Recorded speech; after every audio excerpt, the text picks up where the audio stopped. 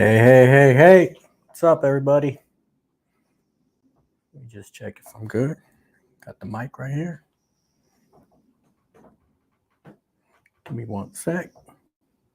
Just check if I'm good. Yep. Got the mic right Sound good right here. All right. It's Monday. Happy Monday, everybody. All right. I'm trying out something brand new where I'm going live. Just preferably on a Monday, but it'll probably be throughout the week on different weeks. It'll probably be throughout different days, different hours.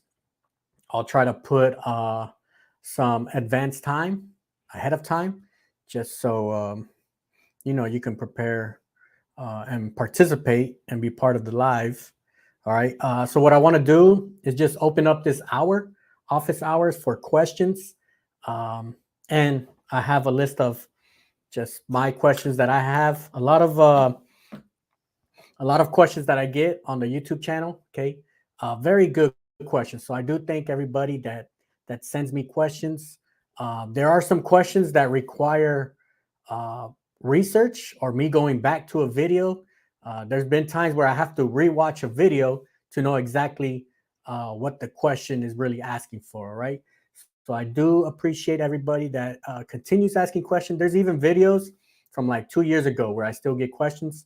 All right, very, very good questions.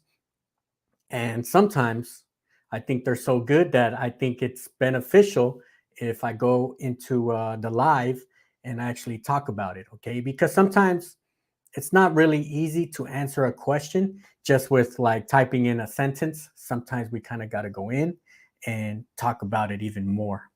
All right. It is Monday. All right. I know a lot of times Mondays, people don't like Monday, but I think if you're a business owner, especially a small business owner, if you're out there looking for opportunities, for me, Mondays is like the best day out of the week. All right. Besides, of course, the weekends, if we get a chance to hang out with our family, friends, okay, of course, those are the best days. But Mondays, all right, Mondays, I see it as opportunities. Okay. We get about what, 52 Mondays in a year.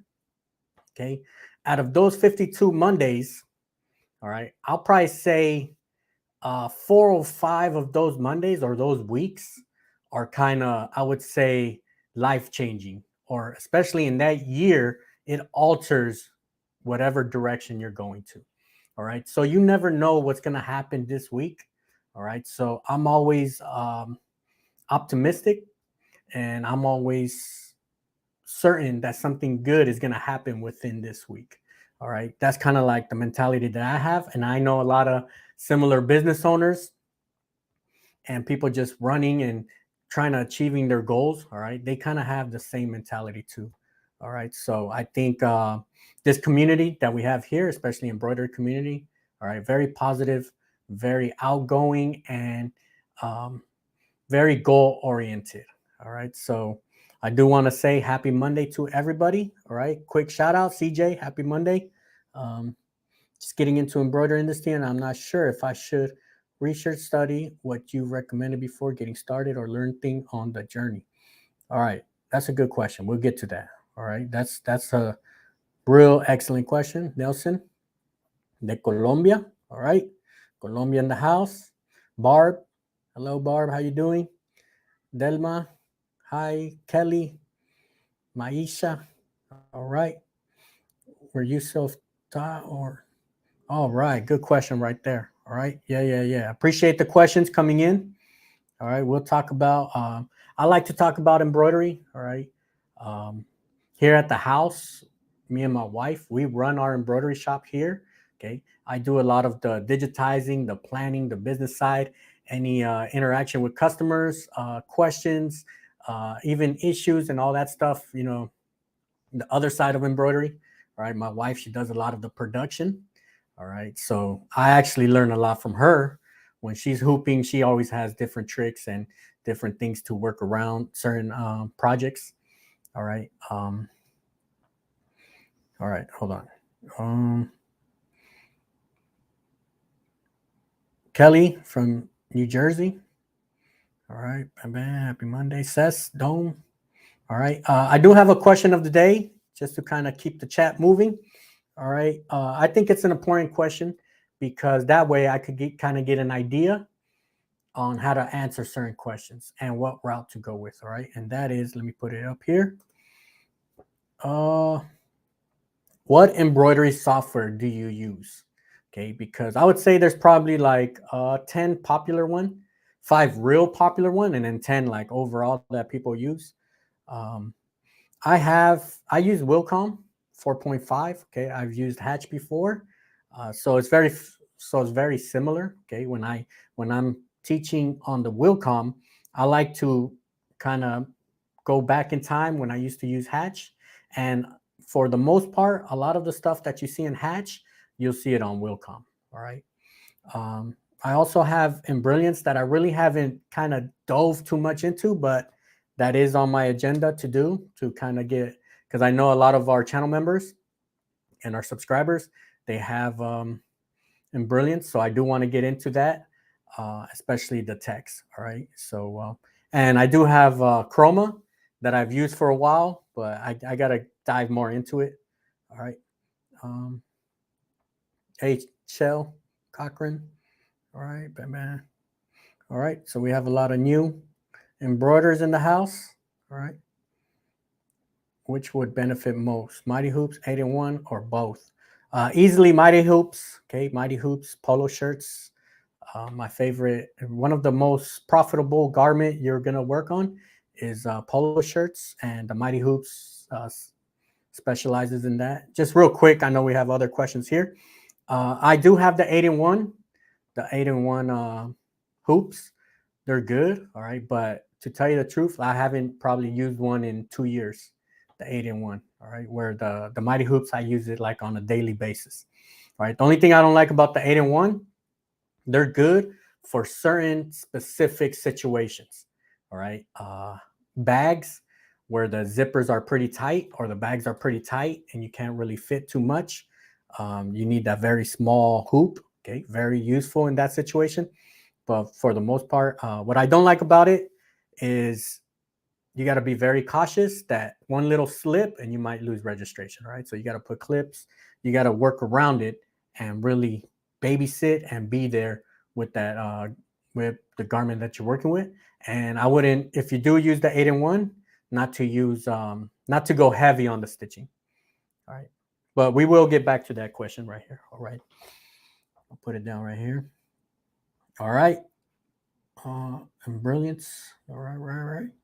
Bam, bam, bam. Just FYI, right here, I'm working today, Monday. I'm working on the class for Saturday. So this Saturday, July 1st. So I'm pushing, especially from here. So this is next week is month 7. Okay. I'm pushing for a live embroidery class once a month. Right. Right now I have it every first Saturday. So it's going to be on this Saturday, July 1st. Okay. So it's a long weekend. But today I'm starting to plan that class. Okay. So I'm going to call it, I'm going to say, because I'm going to put a lot of time into it. I have a lot of ideas that I've been writing down for the past couple of weeks, and I'm going to call it as a master class. All right. It's going to be a master class on text embroidery. I know we've talked about text embroidery kind of in the previous classes, but this week I really want to take it like to that next level. All right. So we might start with some basic information, but we're going to take it a couple steps ahead.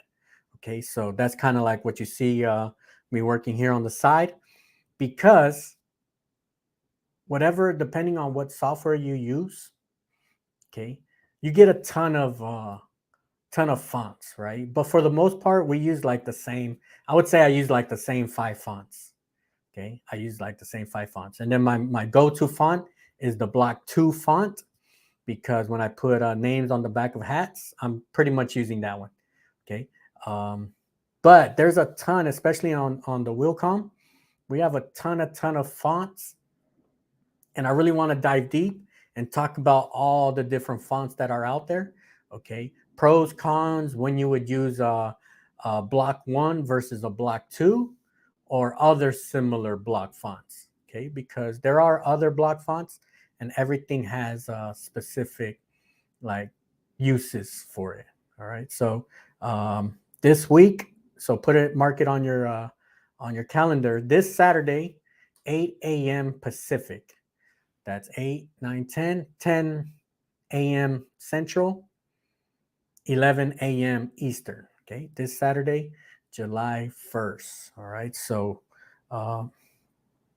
make sure you're there live. So you could, if you have any questions, or if I'm forgetting a little bit of information, you could kind of ask questions.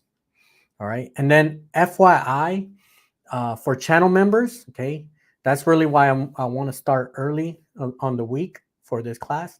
If you're a channel member, I'm going to have a packet so you could print out the day before, so you could kind of follow along. And if you want to take notes or kind of follow along what I have on my screen here, all right, I share all my files with channel members, all right, and that's $19.99 a month, all right, and I pretty much just try to include all the files for the class of that day, all right, just as an FYI, all right, but the class is free, okay, so I am gonna be here on YouTube Saturday morning, all right, should be a good week for July weekend, all right, 4th of July I think falls on a Tuesday this month. All right. I'm in vacation mode right now, so I'm kind of losing track of what day we are. Okay. All right. So let's go with some very good questions that I've seen here. All right. So CJ had a question. I'm just getting into the embroidery industry. Actually, let me post it up right here so we can see it. I'm just getting into the embroidery industry, and I'm not sure if I should research study what you've recommended before getting started, or learn thing on the journey. Okay. So of course there is no like perfect blueprint on how to go about your journey of embroidery. It's always good to have a notepad, and every time you see a video, this is what I do. And this is not only for embroidery, this is for a ton of classes aside from embroidery that I take. Okay, I take a lot of Illustrator, Photoshop classes, and I have folders where every time I see a video, I'll write down the title of that video, who's the creator, who's that creator, and then write the date that I'm taking these notes. Okay, that's just because I could go back, and if I ever have to reference a video or something, I could go back and kind of search for certain videos, because there are those home run videos that are real good on whatever subject you're looking for. All right, and then I'll highlight. If it's a real good video that just save it, then I'll save it as a playlist in my on my YouTube. All right, but what I'm gonna say is, of course, you do want to research study, but start small. Start with something simple in embroidery. Okay, when you start your embroidery projects, start with something the most basic project you could think of. Okay, I would, if I were to start embroidery again from the beginning, I would focus on text. Okay, text embroidery. Really master text, because from there on, everything will start making sense. Like when you get gaps, or if your tensions are not good, okay, you'll kind of remember from when you're working on the text. And text is less stitches. Okay, if you write your name out in text, you're talking about like 1, 2, 3,000 stitches. And like that, you're not working on a project that's like 12,000 stitches, and it requires more time to finish stitches. So the more you see, like your artwork on the embroidery machine, the more you're going to learn. All right. So that would be my advice, to start very small, very simple, and gradually work your way up. All right. All right, CJ, thank you for that question. All right, man. Let's see. And then Maisha, hello, Romero. Were you self-taught or took a class with the Will Comp software? All right, so of course, the best education is just kind of grinding it out, right? Like working on self projects. When you give yourself self projects, what I like to do, I like to buy, like I'll purchase a hat from the store and then try to recreate it and get it either exactly like what I have or better, because you'll be surprised. Sometimes you buy something at the mall and you could actually make it better. You can make it look better. All right. Or you could customize something. I know right now, a lot of the MLB hats, the baseball hats, people are customizing it, putting stuff on the sides. Okay. So you could do self projects and learn from that. So I learned, that was my biggest, I would say that's my biggest way I learned, just giving myself self projects, or working with friends, family members, hooking them up when I first started. Like, hey, I could work on your company logo. Okay. Second, of course, education. I've taken classes. All right. I've gone to trade shows. So I've gone to the DAX. I've seen Eric Campbell, right? I've seen all. And the good thing is that a lot of times when you go to these classes, you could actually see uh, their work, their work that they have. You could see it up front. So I think that's important, because you see what the quality, what professional quality is at. All right. And then you'll be surprised, because you're looking at it and you're saying, okay, I can do that. All right. It's I've done that. Right. Not only can I do that, I've done that also. All right. So, and I've taken online classes. So the DJ digitizing masterclass, I've taken that one. Took like 2 weeks to finish that class. All right. So I've taken classes. All right. And you'll be surprised. One thing that I was surprised when I was learning digitizing is that buying the software is the easiest part, right? Because all it takes is purchasing it, right? The hard part is coming up with the money. But what it is, learning the software, I would say, is not an easy part, right? But kind of like, so buying it is easy, because all you got to do is buy it, right? As long as you have the money, anybody could buy software. Okay. Learning the software is like at the mid level of difficulty, because you got to learn. There's so many different settings, buttons, right? That's the mid. But what I think is the hardest part about learning digitizing embroidery is the art side. Okay. Actually making something look beautiful. Okay. So you got to know color theory. You got to know what size looks good, right? Composition. Um, because you could have a nice logo, but if you make it too big, it's not going to look good on a polo shirt or on a hat. So you got to know proportions, okay, and color theory, like what color goes with what color. All right. So um, I would say the way I learned, okay, a lot of self teaching, but I won't say it's 100% self teaching. I did attend trade show classes and online classes. All right. And I just like to learn from everybody. Like if there's a embroidery video, right? Something that I don't even do, like some random kid's shirt, I'll probably watch it, because that's out of my element. Like when I first started, I kind of went applique way, but after a while, right, that really wasn't like, I didn't really love applique. So I was like, you know what, that's cool, but let me move this way, right? And that's what you learn when you're learning embroidery. Is not only do you learn how to do stuff, but you learn what you like and what you don't like. Okay, that was like my biggest learning item in my whole journey of embroidery, is stay away with what you don't like, because that's what's going to burn you out. And the worst thing you could do is work on a project that's not fun, right? No matter how much money you're making, if you don't really like the job that you're doing, you're not going to enjoy it, right? You're going to burn out. All right. So I kind of went on a tangent on that one. All right. But that kind of answers that. And then with the Wilcom software, I haven't taken any Wilcom classes. Okay. I know Wilcom does classes.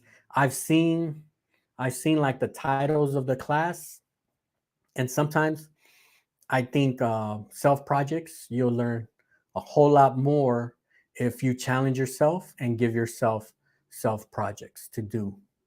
Okay, because when you stitch it out, that's where you really know um, if you're doing something correctly.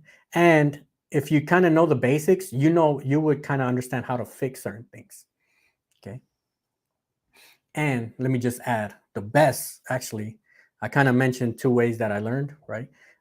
Third way, okay? Every time when I started, every time I sent out files to a digitizer and I got them back, I would spend hours, literally hours, replaying the files like in slow motion and kind of seeing how the whole embroidery kind of the workflow would work out.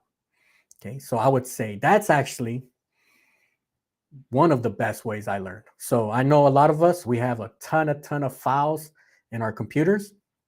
Okay, what I would do is just push play, slow down the speed, and watch it on the software, and then take that same, remember all that what you saw on the software, and see it stitch out in the on the actual embroidery machine. All right, so 3 ways is self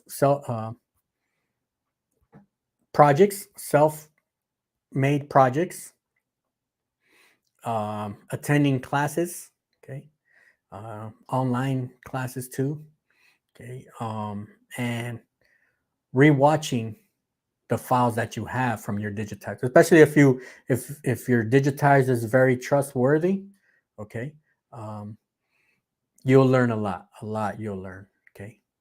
All right, appreciate that question, Maisha. All right, and then Two Hearts Embroidery. All right, we are learning Floriani and Brother software. All right, excellent. Then Barb. Mainly use Wilcom. I also have Hatch 3 and Brilliance with all the add-ons and Sierra Stitch Era. All right, that's a handful right there. That's 1, 2, 3, 4. All right, cool. Thank you for sharing that. And then Shell, Brilliance.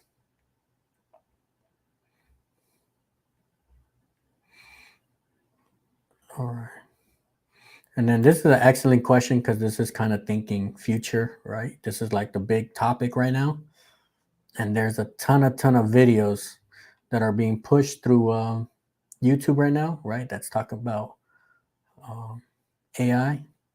All right. So all right, CJ, I'm going to ask what everyone else thinks. Have you incorporated AI to your business? All right. So definitely that's going to be a part of the future, right? There's no if, ands, or buts about it. Okay. It's either if you're not using it right now, eventually you're going to use it. All right. Maybe you're using it and you don't even know you're using it. All right. Because there's a lot of softwares, all right, like Photoshop right now, they incorporate a lot of AI and just with like a click of a button, okay, you're using a lot of these settings and tools that they have. Okay. I haven't really dove deep into it yet. Okay. But I have to, right? It's either you got to adapt. You got to adapt to it. Okay. And then Barb hit it right here, perfect. All right, for blog posts, descriptions, right? So if you want to put information out there, I know this is kind of like the starting point where Chat GPT kind of is coming in, is with this type of like information, basic information on certain products, on certain jobs, and how to do stuff, right? I know this is where GPT is coming in. Of course, this is not like, I don't think this is going to be like this is the entry level, let's put it that way, of Chat GPT, is actually writing out information, right? We already know that a lot of the university students, they're using Chat GPT, right, to write their projects and all that, and they're trying to crack down on that. But this is where, and I think this is like the perfect spot where Chat GPT kind of made an entrance. But of course, it's gonna, right, it's gonna grow exponentially real quick. All right. So thank you for that question. So to answer that question, I haven't incorporated yet. Okay. I haven't incorporated yet, but it is something I have to learn and something we all have to learn, right? Or we at least got to keep up with the news and kind of see where it's at, right? Where, because every month, week, day, people are pushing the limits on Chat GPT, right? Like Sometimes they're pushing the limits in the entertainment side, right? But eventually it's going to move towards all the different industries. So eventually it will hit the embroidery business or the embroidery industry. Eventually it's going to get here in the embroidery industry. But I'm just kind of curious to know how is it going to do it, right? But if you're following along like the news and kind of see what's happening every week, you'll, by the time it hits embroidery, it's not going to be like a total shock. You'll probably be already using it too. All right. Good question there. Appreciate that. All right. Delma currently using Hatch. All right. Good thing about Hatch, I'll tell you why I liked it when I used Hatch, because digitizers, a lot of them use Wilcom 4.5, but when they send you the files and they send you the EMB, you could open it in Hatch. So sometimes you got to make little small changes. You can easily do it on Hatch. And when you buy Hatch, if you ever want to upgrade, they'll give you a credit, right? So instead of paying X amount of dollars, they'll lower the price since you have Hatch. All right. Just kind of as an FYI. Bam, bam. All right. Two Hearts Embroidery. What is the thinnest font you would use when embroidering on caps? Or what is the thinnest font you would use when? So if we're going very small, you can go. I've done a hat on 2 millimeters, 2.5, close to 3 millimeters in height. But if you're talking about thinness, so a safe number to be the thinnest, 1 millimeter. Okay, actually, let me bring up this. This is kind of like what we're gonna talk about on Saturday when we're talking about the text. All right, let me go big right here. I'm making a I'm gonna make a sheet, or I'm gonna stitch it out with all the text with capital letter, lowercase. Some of them don't have lowercase, so it's good to know that some fonts don't have lowercase. All right, let's copy and paste this. Hold on. Oops. All right, hold on. Thought my computer crashed for a second. All right, back in action. All right, there was this font here that I was looking at.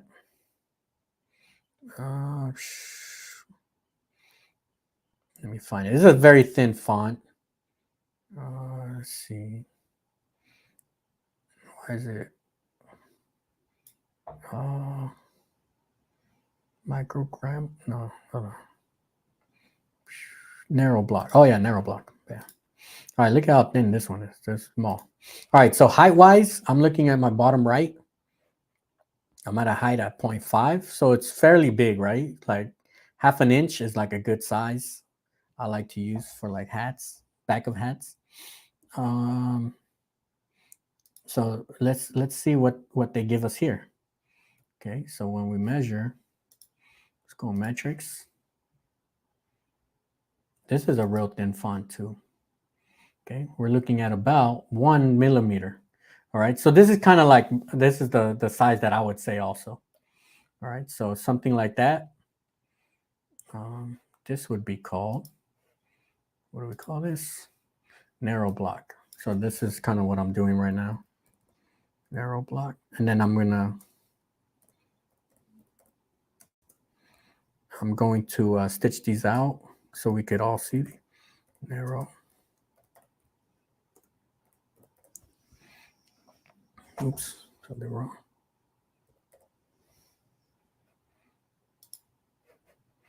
Yeah, see, bam.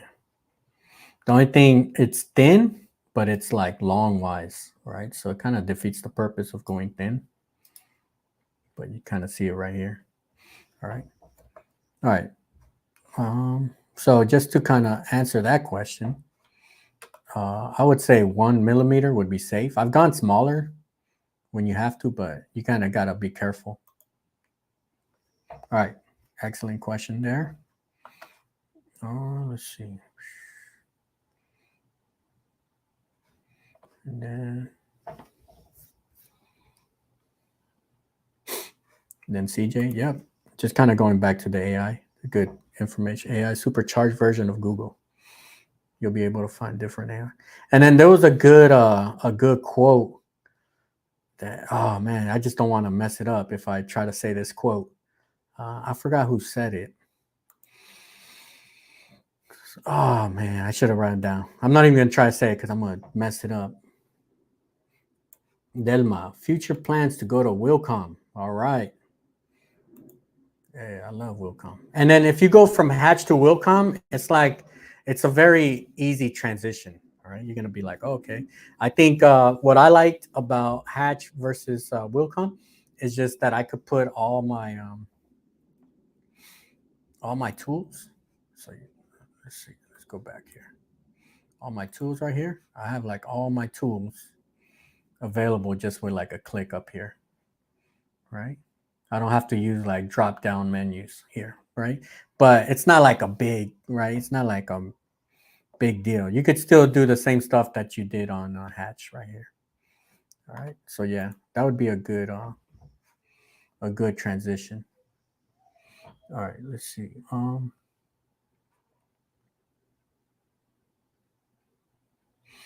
And then hello, Marisa. How you doing? This is a good question right here. All right. All right. Are you still going to offer in-house training or just the internet? All right. So my ultimate goal, right, in not just YouTube but in embroidery is to have an actual location where I can do some like in-class embroidery teaching, right? Just have different types of machine. That's like the ultimate goal. Like eventually we'll get there. All right. Right now, everything is online. Everything is on YouTube. Okay. Everything is on YouTube. But I feel like from the time I started teaching embroidery, like I'm learning more stuff. I'm learning how to teach more efficient, right? So by the time I do open up a spot, an actual location, all right, I'm already gonna have everything down, um, very organized. Okay, it's hard to do in-house training just because time, right? Time is a huge factor, and it's hard, especially here, Southern California, where I'm at now. It's hard to move different location quickly, right? I feel like when I was in the Midwest, you could drive 50 miles just like quick. But here in Southern Cali, right, just to go out 10 miles out, it takes like a whole afternoon right there. Um, that was actually one of my questions that I have here. All right, is if I do offer classes right now. What I'm doing right now is for channel members. Okay, I'm opening it up for video chats. Okay, I think like that's the closest that we can get to actual classes. But I'm doing video chats for like 10-20 minutes so we could actually sit down and talk about what's going on. All right. So like I said earlier, it's kind of hard to answer questions just on the comments itself. Sometimes it's easier for me to actually ask questions and say, hey, what have we done, or what exactly is going on with certain projects. All right. Um, so very good question. Thank you, Marisa. All right. My goal, I just don't know. I'm going to try to do it ASAP. All right. Kind of have a location where we could actually sit down, people could come in, and of course, we'll have it online so everybody could see it. Right. But I know me going to trade show classes and being out there, I know how excellent it is to be one on one talking to somebody, because you start coming up with ideas, right? Or questions when somebody's like um, teaching you right in front, right? When it's live one on one, it's easily just to be like, hey, how about this? How about that? All right. So that is the ultimate goal right there. All right. Appreciate that question, Marisa. Customs. How you doing? All right. And then good question here. Shell Cochran. I was thinking about cheaper embroidery thread, brand, sim thread, candle thread, etc. Most have said Madeira is the best. What do you think? Yeah, I've used a ton of different threads. I haven't used sim thread. Okay, I haven't used any of the. I don't know if that's a an Amazon brand, but I haven't used any Amazon brand. Haven't used sim thread. I have used candle thread. Okay, I like candle thread because of its shine. All right, so black, the regular, the black of candle thread, it has like this nice clean shine. Even all their other colors. So if you're looking for like a specific shine, Madeira is like the standard. Okay, everybody, I won't say everybody has used Madeira, but you know everybody's familiar with Madeira. That's like a good to go to thread. I would say, from my experience, I would order it through like not directly from Madeira, because I think I've ordered something and we already know, like for those who ordered from Madeira, sometimes the shipping, right? They're gonna tax you on the shipping. Okay, I use AllStitch when I buy my Madeira. So I've used Isocord is good, right? I still have a couple Isocords. I don't really buy like I used to, but Madeira candle thread. Okay, so in order, Madeira candle thread, Isocord. Right, those are really the three threads that I've used. All right, and never, I would say never use never have price as your main reason why you're buying a thread. Okay, what you could do, especially if you're starting, just buy some different thread that you think that's been recommended to you. Try it out, and if you like it, okay, because I know some machines, they like certain, I don't know why this happens, all right, but there are some machines that do not like certain thread. All right, who knows, like it's unexplainable, nobody could explain this. All right, um, but I know there are certain threads that certain machines don't like, and right, there's some, I don't know why, right? There's people that say that Madeira, their machine does not like Madeira, right? But our machine loves Madeira, so you'll have different opinions. All right, the only way you're really gonna know is if you actually try out the thread, right? But Madeira is a safe brand to try out, so I would highly recommend Madeira, candle thread, um, Isocord, all right, for my experience, right? Of course, there's other ones, right? There's other threads that people love, and they're great also. All right. Um, yep, right here, Barb. Thank you. Uh, Barb says I use mainly Madeira and Floriani thread. Okay, as they work best in my machines, right? So everybody has like, I don't know, machines have like the mind of their own that they like certain threads. I use ULT Trapos 60 weight metallic. I prefer Kingstar brand. All right. Yeah, I stay away from metallic. Okay, but right, people do metallic embroidery. All right. Delma, virtual, please. Yep. So I am trying to do what I want. The reason why I'm doing these office hours where I'm just talking embroidery, right? What I want to do, especially on this Saturday, is really focus on the class. So it's going to be hard to go on a tangent and answer just random questions. So I'll rather answer questions here where we could just kind of go all over the place with embroidery. Okay. On Saturday, we're going to stick to text. All right. So once again, this Saturday, July 1st, 8 a.m. Pacific. Okay, we are going live. We are going to have a masterclass of text embroidery, talking about the different fonts. Okay, because depending on what software you use, okay, we all have a bunch of fonts that I know I haven't used a lot of fonts. Right. Sometimes there's a reason why I don't use certain fonts, or a reason why I stick with a certain font. All right. And then All right, very good question. Thank you. Thank you, Barb, right here. All right. A lot of the questions you have, I have them like written down. Like I had questions that people ask. All right. And definitely this question here. How's the book coming along? So on paper, okay, on scratch paper and notes and everything, the book is excellent. It's like perfect right there. All right. It's just a matter of there's more steps than I was anticipating. Okay. There's more steps to go. All right.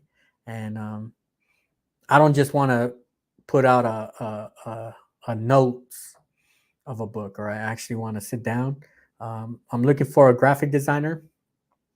Actually, I have a graphic designer, but we're kind of working on the details of how to actually present it. Right. So when somebody opens the page, they can easily understand uh, what the information is and not just a bunch of chicken scratch. Right. All right. So it's coming. All right. It's coming. Thank you, Barb, for being so patient. Right. Because I know I've been pushing it for the longest, but we're putting more information. All right. Adele, how you doing, Adele? Waiting for the heavy rain in New Jersey. Oh yeah, I think it's crazy because as soon as I got to San Diego, it's like the weather's just been great right here. I know there was a tornado in Indiana yesterday, and I didn't know anything about tornado warnings and sirens, right? So I was in northern Illinois, but that's a big thing over there too. And then Delma, do you have your fees listed? The only thing I have fees is for my membership, like the YouTube membership, 19.99. Other than that, um, I'm not really. I don't really have any other fees that I have anything right now. So, and then Aldel has Wilcom 4.5. All right. Yep. Yep. Good thing about when I went to the Atlantic City to the trade show, Impressions, I did have a chance to talk to Wilcom. Right. We're kind of talking about, and I asked them that big question, right? When is 4.6 coming? Right. But they didn't want to give me no info on that. But all right, maybe one day. All right. But it was good to like talk to them, ask them. I kind of asked them questions that I had because I have a ton of questions for any software or program that I use. Machines, I always have a ton of questions. So it's always good to go to the trade show. I know in September they have one in Fort Worth. Okay, you actually meet the companies and you could just ask them. You could just talk whatever machine you have. All right, they got a lot of information. And also, a good thing about the trade show was I talked to other companies, like other embroidery machine companies that I don't even have, but we went like deep into their machine because sometimes I want to learn about their machines also. So if I get a question about a certain machine, I know what capabilities certain machines have. All right, so it's always good to learn about other machines. All right, and then um, Two Hearts Embroidery. It's more about the age. Yep, yeah, that's a good information, right? It's more about the age of the thread. Don't buy thread at places like Michaels. I do like Slim Red from Amazon, but I also have thread. Okay, big thing there, right? Is take care of your thread. Okay, I know some people have their thread out just open, right? I like to keep them either in a box, closed, just so dust, right? So dust doesn't land on it, or direct sunlight, lights, because then it'll affect the shade of your embroidery.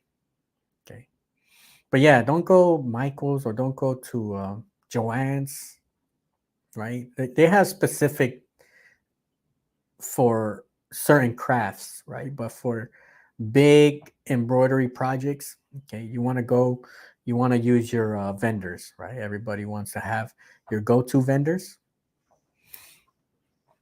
All right, thank you for that. All right, and then Barb, this is a good opinion right here. Floriana has a better sheen than Madeira. That's what I feel about candle thread, right? So the same way you feel about Floriana with Madeira, that's how I feel with candle thread. Okay, Now, sometimes you want to have a certain sheen, and certain brands have that sheen. Sometimes you don't want it. You want it to be as flat as possible. Okay. So I think Madeira is kind of like in that middle point where if you don't want it if you don't want too much sheen, okay, if you want it a little bit more flat, I think Madeira is like that point right there. All right. All right. Thank you for that. All right. Hello, 2 and/or 4, Naomi. Okay. And then Juan Garcia. Don't give me a late grade. No, this is not. So today's not a class. All right. Sorry I'm late. Today's definitely not a class. Saturday is a big class. Don't be late on Saturday. Today we're just talking embroidery, right? A lot of questions. FYI, I said it earlier today. For channel, for like 10, 20 minute times we just talked, you might have certain information you want to ask. Okay. I've had all different types of questions, right? Hey, where do you buy this? Where do you buy that? So it could be small to like big time stuff. I don't have all the answers, right? I don't have all the solutions to embroidery, but I can give you like an opinion, my opinion of what I think. Okay. Not saying that I'm always 100% right, but I might have a potential solution to your problem. All right. All right. Oh, this one's a good one. Adele. All right. Robinson Anton. I know this one here is like a very popular one, right? Worldwide. Like I know they're like worldwide. Also, I've seen some. All right. So like you see that people have different threads. Best thing to do is just, especially when you're starting out or if you're like in experimental season. Okay. I know for us, this isn't our like heavy season. Our heavy season starts like August, September, October, November. August, September, October. Those 4 months probably surpass in sales what we make the whole year, the other months. So in 4 months, we probably make more in 4 months than we do the eight other months. All right. So I call that our experimental months, our catching up months, our let's take a vacation months, right? Those are the months where you want to try out you want to try different threads, different backings, um, just right, different garments. That's your experimental phase. So right now, at least for us, I don't know if anybody has like peak season right now, but for the most part, I know embroidery is very popular wintertime, right? Wintertime for some reason, that's like go-to in the embroidery. All right, so you want to experiment, see what thread do you like, all right? Because you'll be surprised that blacks, they're not the same. Like you could put them side by side with different brands and they'll have something different, whether it's a shade, uh, a thickness, it'll be something, all right? Especially a sheen, all right? That's the big one there is a sheen. Find like the sheen and find that brand that you like. All right. All right. We got T-Town in the house. All right. Nice to have you here today. All right. Oh, yeah. Going back to Juan Garcia. Yeah. So right now, right, we're just talking embroidery. All right. Talking some questions that we might have. It's Monday. All right. I love Mondays. Mondays to me is the best day of the week. Okay. Of course, not counting Saturday, Sunday, because by default, that's always the best day of the week. But other than that, and for some reason, Monday gets a bad rap. Okay. People always hate Mondays. As business owners, as just people with goals, different goals. Okay. Mondays is like a beginning, right? I feel like if it's like a little small New Year's Eve, like Monday, because you don't know what the week is gonna bring, right? You don't know who we're gonna meet.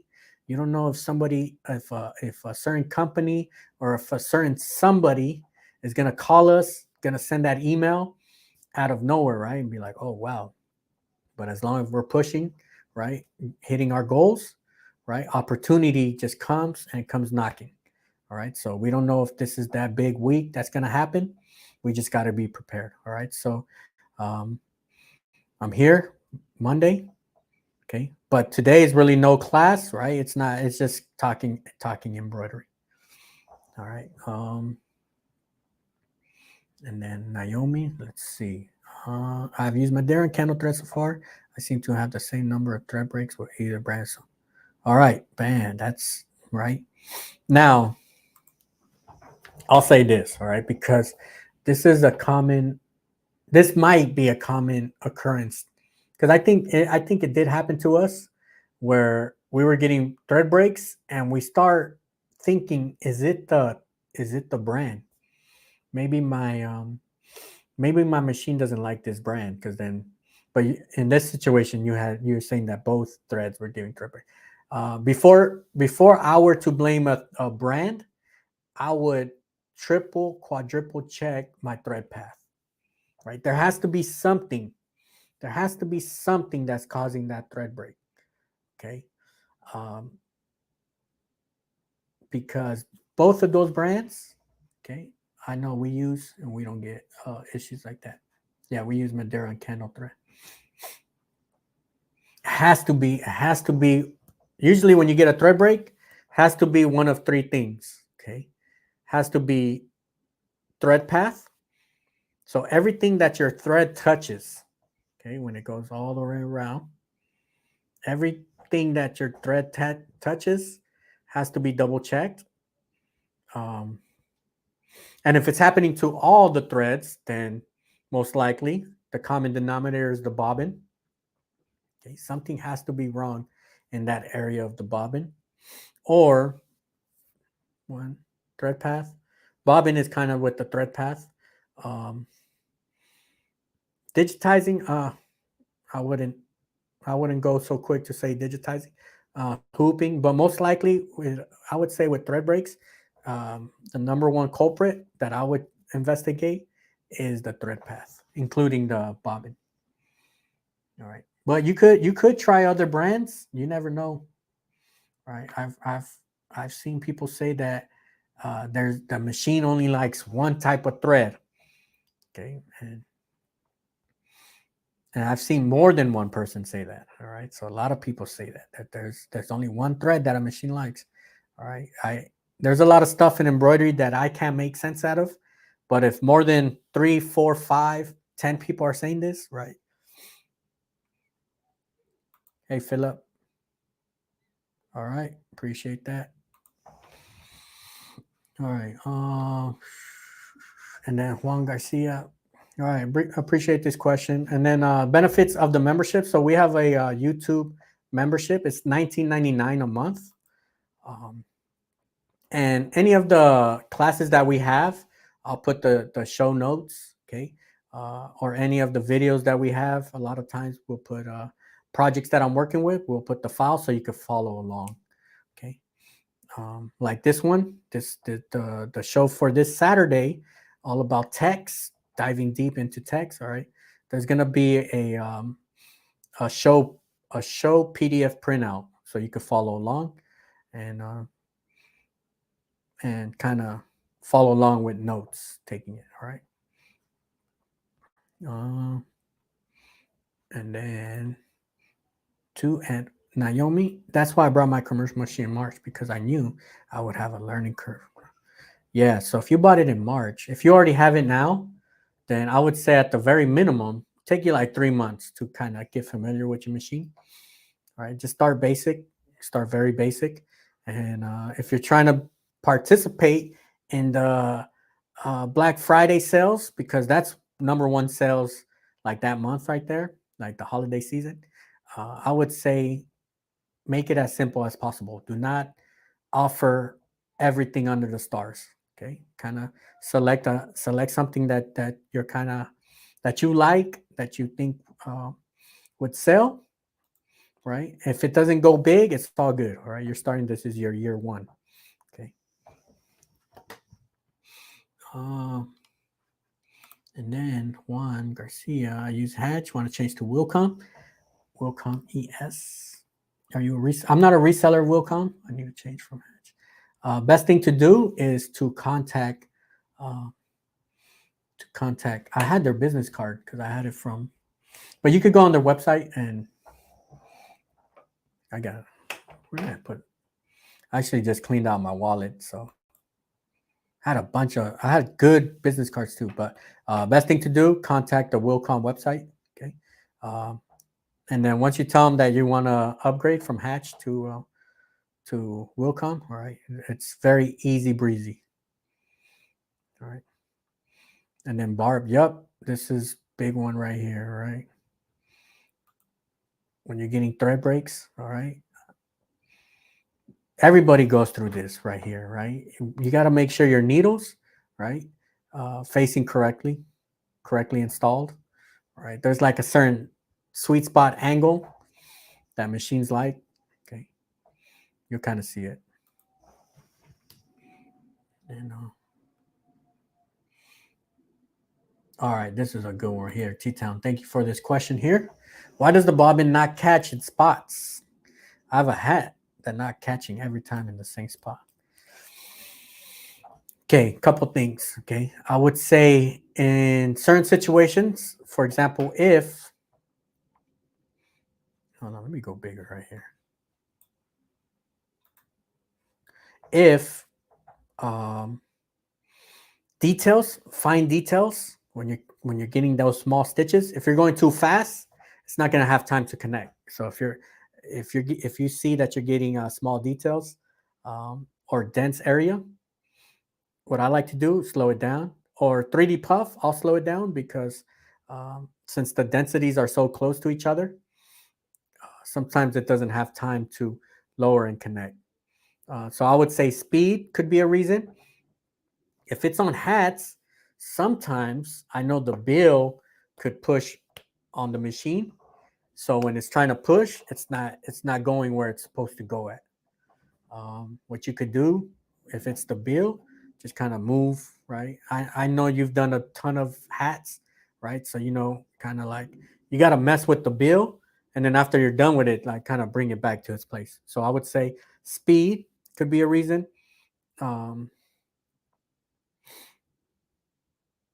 Bill hitting the machine, and then the tension. Probably it's too loose. Okay, it's too loose. Like it's not connecting strong enough and fast enough. I know for hats for 3D puff, right? We want to tighten up that tension. Okay, I would say those are the three main ones for bobbin not catching. And then finally, if it really isn't catching, just double check, remove that top plate, and then clean it out. Sometimes you got to clean it out like twice, like in a day.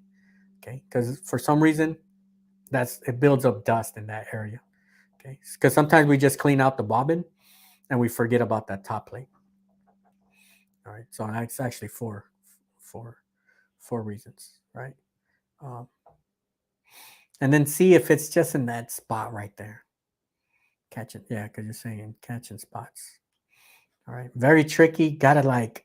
Sometimes you just gotta stare at that machine and see where it's at. Sometimes you could even hear it. You can even hear when you hear like a little sound.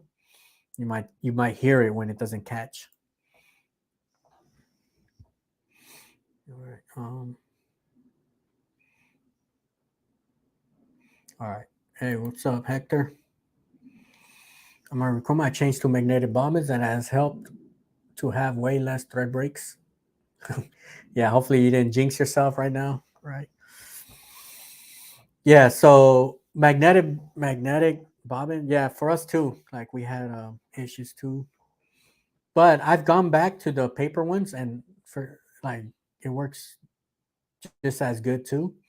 I know for people that are having trouble with their bobbins, just make sure like that little spring, you take it off. Okay, unless you wind your own bobbins. Okay, for the most part, double check your bobbin, take out your bobbin, make sure that spring, just take it out. All right, unless you have that metal bobbin, the holder. Okay, but other than that, I know that's usually like a big culprit of issues with the bobbin.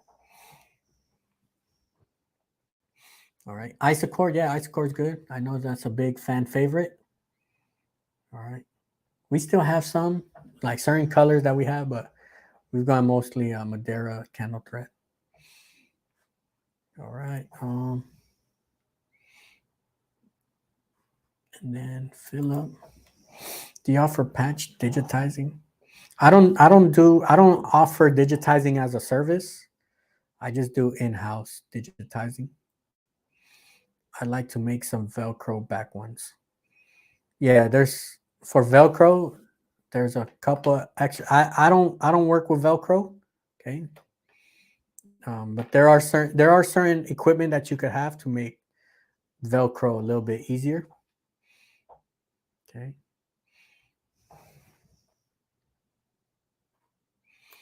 Yeah, and then T-Town. Yeah. So if when it hits when it's close to that spot, I would say slow it down. All right.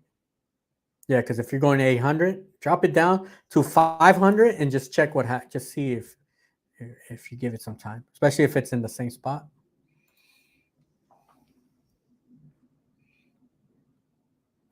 And then Juan Garcia, thanks to one of your videos of hats, I feel more confident. Yeah, I'm in the process. Actually, today I'm gonna do I'm gonna do a video on some hats. Okay. So check that out. Hats is big right now for the summer. Okay, that's like the summer one right there is hats. And usually, if you're doing a hat, okay, you give them a polo shirt, and they're gonna order polo shirts. So hats and polo shirts are usually like they combine, and it's like they kind of blend together, polo shirts and hats. Oh, all right, yeah. And then this is a good one. I wish the programs would have a spot to slow it down in those spots, so we don't have to babysit. Yeah, there are on some softwares they do have a setting like that, but I've never used it. I've been usually when I have a situation like that where I know I'm going to slow it down a bit, I slow it down when we get very small text. I'm going to go way slow. And then Delma. So this Saturday we're going live at 8 a.m. Pacific, 10 Central, 11 Eastern time. Okay. And it's going to be pretty long, all right? So if you can't make it, it is going to be on the replay, all right? But I'm going to predict, usually I predict like an hour and a half, but this one might go pretty long, okay? This one might go pretty long because text, I don't know, there's so much info on text, okay? There's so much info on text.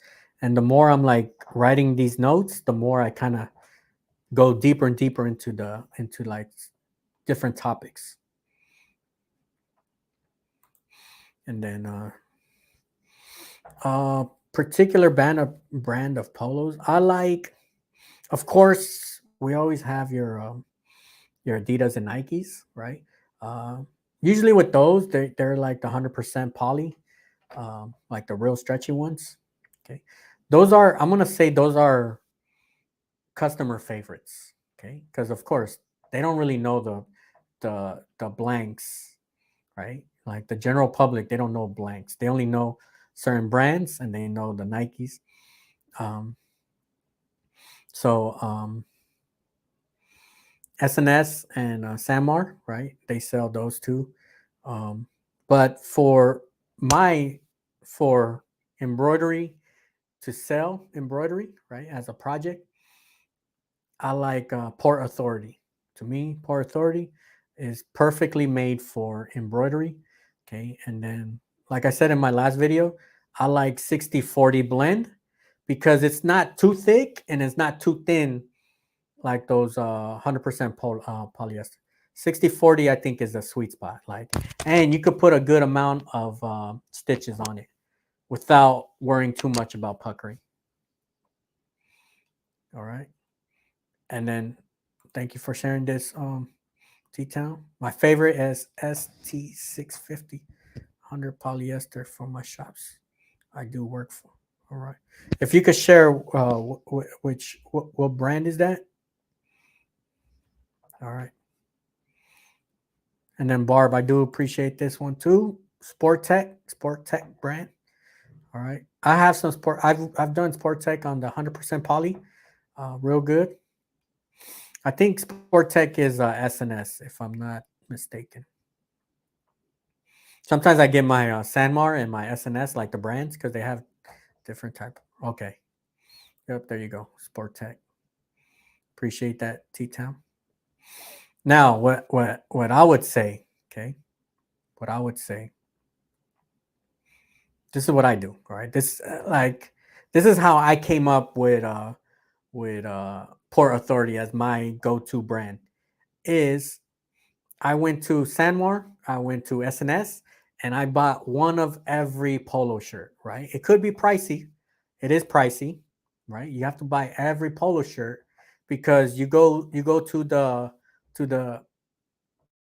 area of polo shirts, category of polo shirts, and you have like hundreds and hundreds of polo shirts, but you got to narrow it down and you got to see what's the difference, because that way when you're reading the specs, you know exactly what they're talking about. So my best thing is get some recommendations, but then order some polo shirts so you can actually see it, feel it, stitch them out and see which one you like best, feel them, try them on, because every industry likes a different feel, right? So a construction company might want something, that's more solid, strong, that could take a beating out in the elements, all right? And somebody that's working in an office might need something light and easier to wear, okay?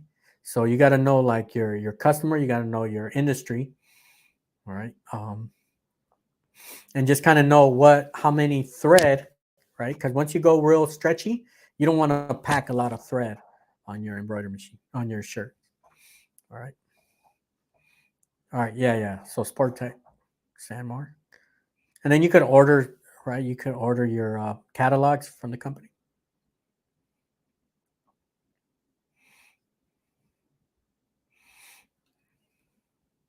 All right. Thanks, Barb. Yep. Sport Tech, Sanmar. That's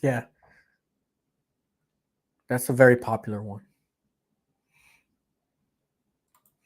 Right. TMG in the house. ST640 are nice too. All right. See? So you see, there's so many different, like even within, there's so many different brands, and then within brands, there's even more options, right? So it's like 3 steps when choosing your garments. First, you got to choose your the company. So the company you want to go with, right? So Sanmar, um, Alpha Broder, SNS, right? So I would say that's step number 1, right? Find the company you want to go with, the wholesale company. Step 2, what brand, and then what model number of that brand, right? So there's like different tiers to buy blanks, okay? And you could get recommendations, okay? You could get recommendations, but eventually you have to purchase them on your own, or you have to purchase them as your own project and see if it's really the one that you want. Okay, because I'm telling you, every industry is different.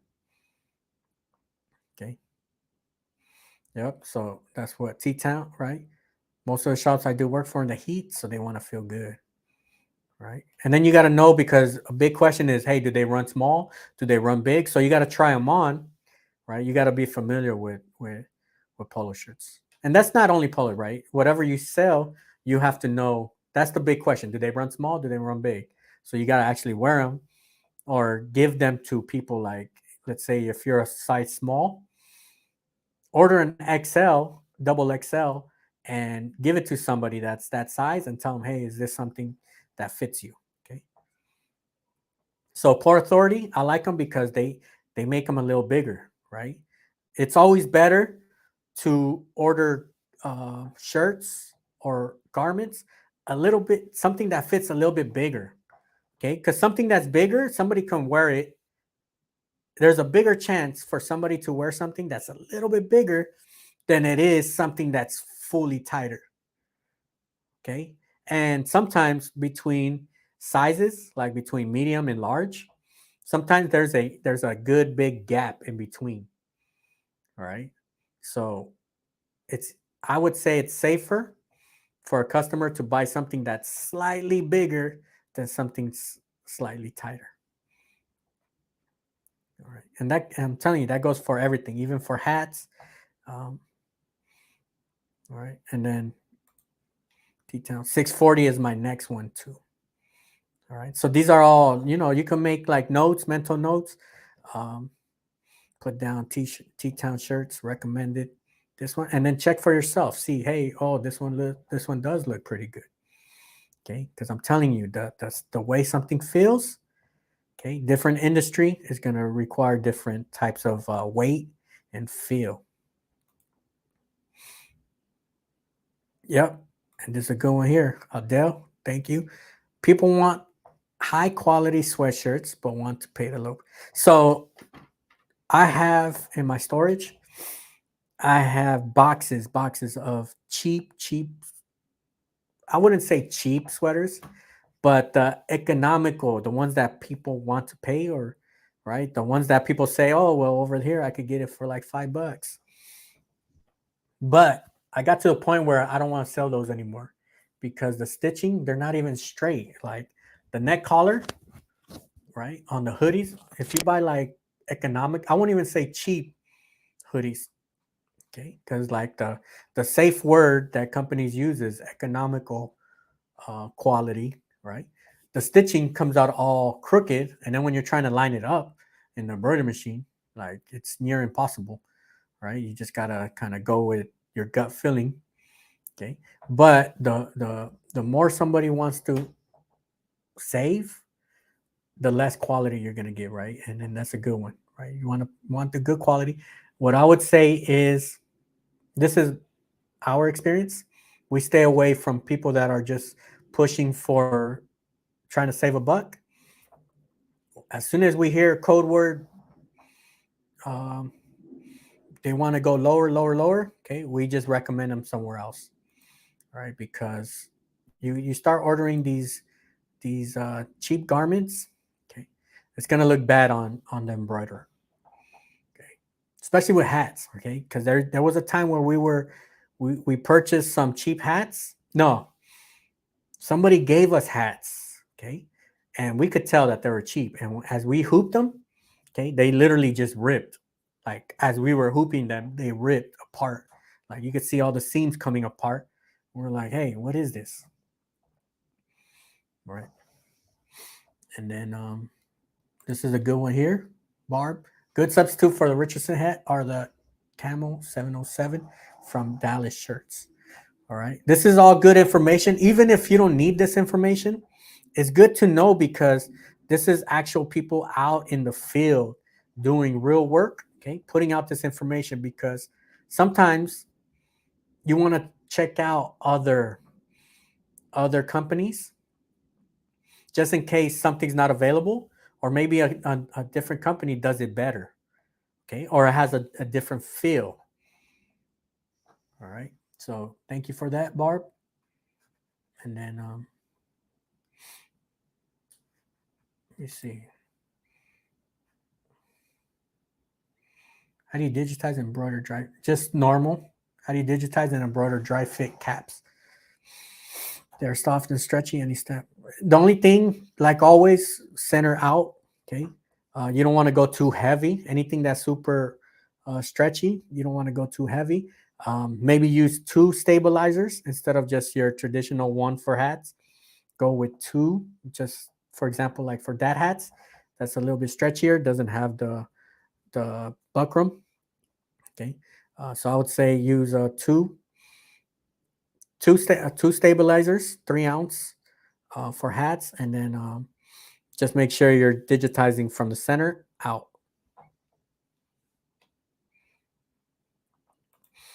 All right, Gildan brand, yeah. So Gildan, they have, I would say like Gildan, they have economical shirts or economical sweaters. And then they have like, if you pay an extra couple bucks, they have something that's even fitted even more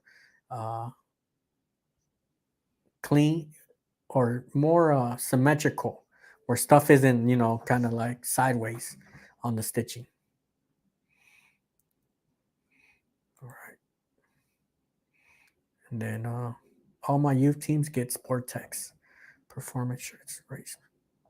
And the best thing to do is have your sample, have your blanks available, so you let the customer, and have them in different sizes, so you can get the customer to feel it. You can say, hey, how do you feel about this one? And then, you know, they could get a feel for it. Because I know for myself, like polo shirts, I love polo shirts. There's certain brands that I would stay away from just because they're built different, right? Like for example, Lacoste, right? Those are real fitted. Like you got to be a certain weight to wear certain brands, right? So you know which brands you want to stay away from, or certain brands that you know you would have to up the size by 1 or 2 sizes, right? Oh, I think I missed a question, or I probably did, but all right. And then this is a good point here. No such thing as too many vendors. All right. Just one thing is, so yes, okay, but I'll put a little asterisk next to this, is sometimes you want to purchase from one vendor, because that way you keep your shipping low, right? So if you have an X amount of, because if you have vendors from all over the place, and then you got to purchase something small from each vendor, then you might not hit their minimum mark for free shipping. But if you have, I know when we're purchasing, when we're doing our purchases, we like to purchase and anticipate our purchases so we can bundle everything together and save on shipping. All right. So that's the only thing that I would add, as when you're doing your when you're checking your vendors. All right. Ideally, you want to have your vendors where you could purchase everything. That's why SNS and Sanmar Alpha Broder, why they're so popular, because they sell a lot of the brands that we all get. All right. And then Sess Dome, how question, low price from Wilcon. Okay. So I don't know what's the question here, but they have like their set price for them. So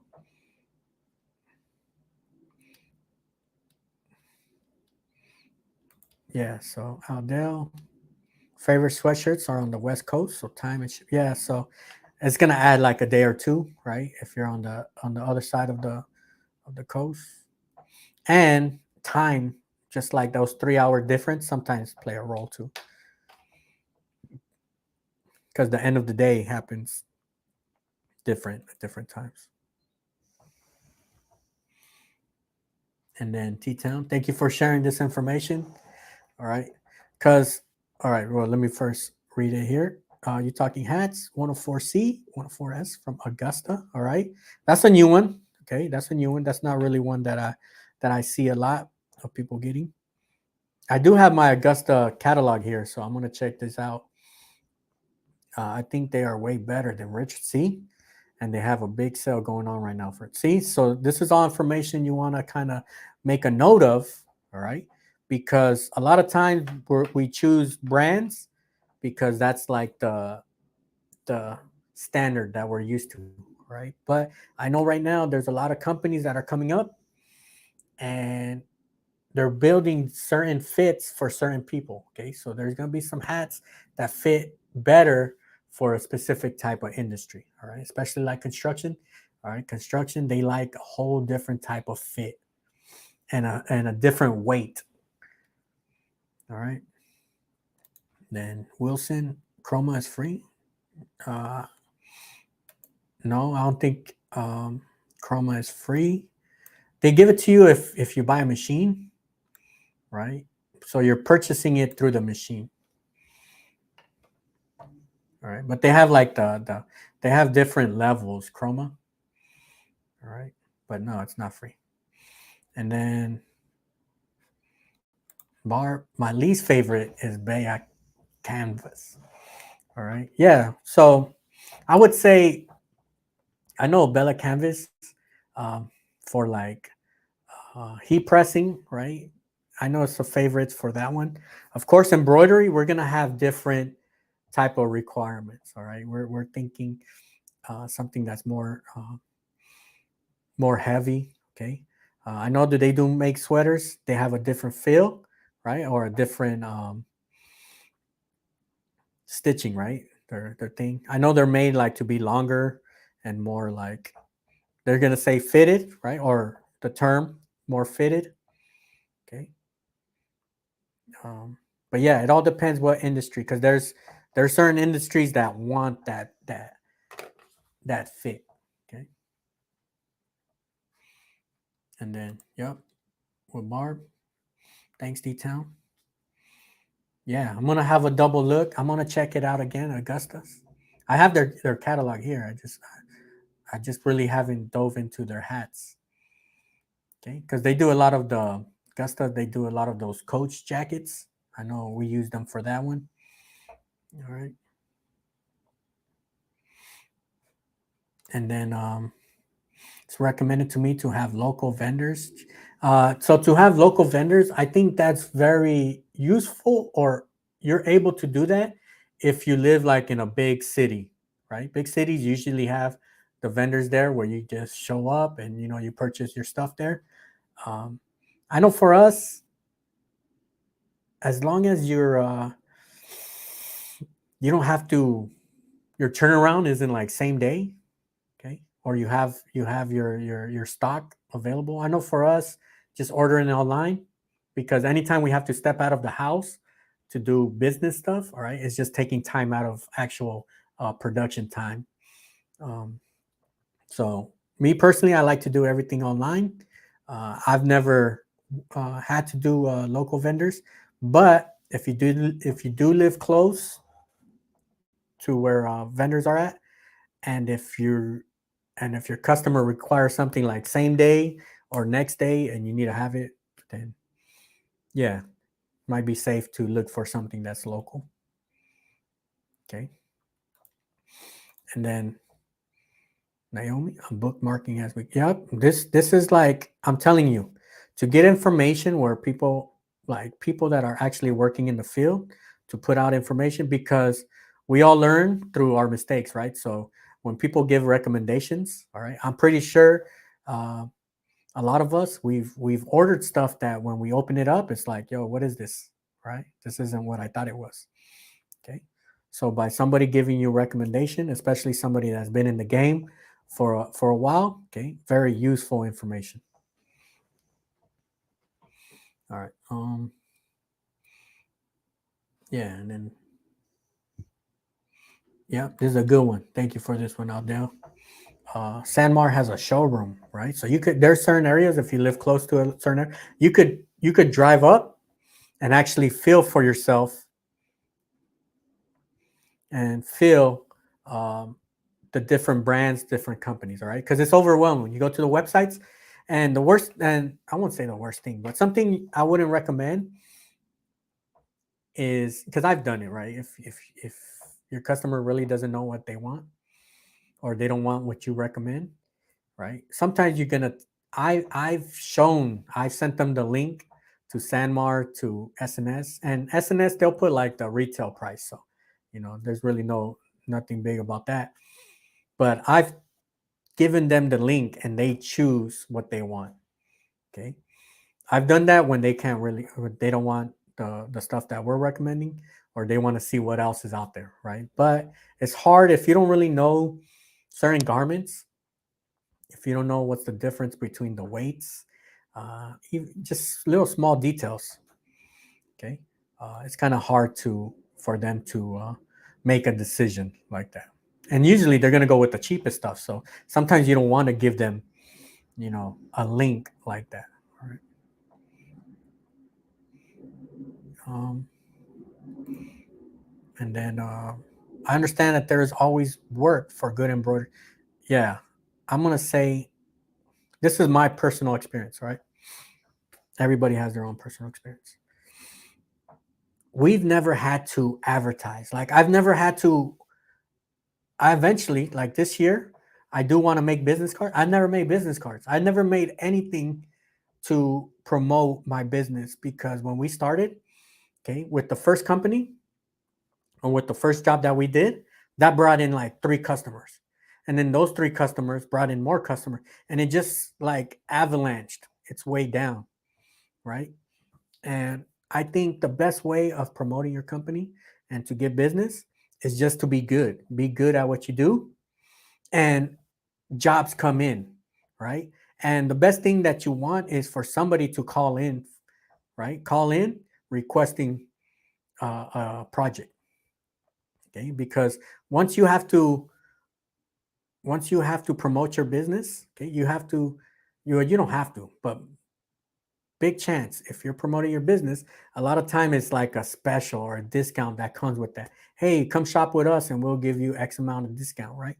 But if somebody's coming to you, there's no need to offer discounts, all right? And if you're good, this is my own philosophy, right? If you're good, people are going to pay whatever you charge for, right? They're going to travel from long distances because they want to work with you, right? And that usually works if you have a specific industry and you could speak that industry's language and you know every detail about that industry, okay? That's kind of like as a side note. So to answer this question, all right, I understand that there's always good work from. To me, I'm gonna say if you're good, okay, if you're good, there's always going to be work. All right, there's always going to be work. Okay, sometimes you're going to have to say no to certain projects. Okay, when you're good, I think when you're good at what you do, you say no more often. Okay, where you say, hey, you know what? I'm not the embroiderer for you, or we don't specialize in this type of embroidery, right? Once you start seeing like a project's not going to be potentially profitable, okay, or you have those spidey feelings or gut feeling where you feel like, you know, this relationship between the customer is not going to really work, okay? And if you've been in the game long enough, you kind of know what I'm talking about, right? You know that feeling you get where a customer is like, you know what? I think this customer is a little shady, right? Because we do see some of that stuff. All right. But if you are good at what you do, you will have customers. Um, you will always have customers. All right. Aldale, New Jersey, SNS is next door. Yep. We had one in Illinois. All right. It probably wasn't driving distance close, but shipping distance, we would get it next day. So as long as we ordered within time, we would get it the next day. Here in California, SNS, the closest one is in Reno. All right. But we still get it like next day. So we ordered like 250 hats and we got it the next day. So all right, this is a good one. Yeah, I've seen this one. This is with a lot of companies too. Okay, you can now make your own catalog with things with things your customer might want. Okay, Augusta has a really nice one now, so look out for that. All right, look out. Create a relationship with your vendors. All right, see what they have. Okay, because SNS they have a lot of stuff too, where you can build a website. Okay, with your name on it, and then everything you want to offer. So instead of sending them to the SNS website that gives them unlimited options, you could send them to your own created vendor website with just the stuff that you want to offer. All right. I do thank you for that question right there. All right, I think hour and a half. All right, I had an excellent time today. All right, this is actually the first time we did this just kind of pop up office hours, talk about embroidery. All right. I think we gained a lot of information. All right. Either whether you're starting from scratch or you're a seasoned embroiderer. Okay. It's nothing but information always coming in. All right. And the more we know, the more we can service our customers. That's what it's all about. Okay. So I do want to thank everybody for stopping by. As a reminder, this Saturday, July 1st, 8 a.m. Pacific, 10 a.m. Central, 11 a.m. Eastern. Okay, we have a masterclass talking about text embroidery. We are diving deep. Okay, we are diving deep. If you can, see some of the previous classes about text, just so if we're moving a little quick, okay, you kind of have notes from previous classes. All right. I do want to thank everybody. Have an excellent Monday. Have an excellent week.